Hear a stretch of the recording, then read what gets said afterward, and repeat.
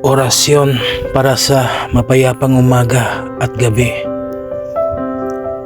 Panginoon na pinagmulan ng liwanag at kapayapaan sa pagsilang ng umaga, ako iyong patnubayan. Ilayo sa panganib, ingatan sa tukso at bigyan ng lakas upang maging mabuti sa kapwa. Sa paglubog ng araw at pagdating ng gabi, ipaubaya ko sa iyo ang lahat ng aking alalahanin.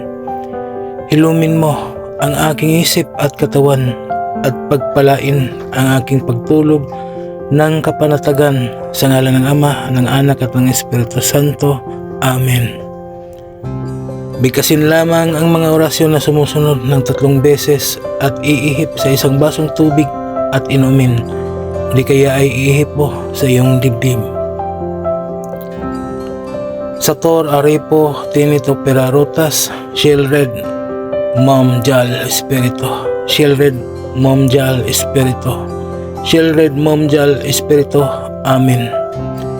Gawin ito araw-araw hanggang sa maging mapayapa ang umaga at gabi mo.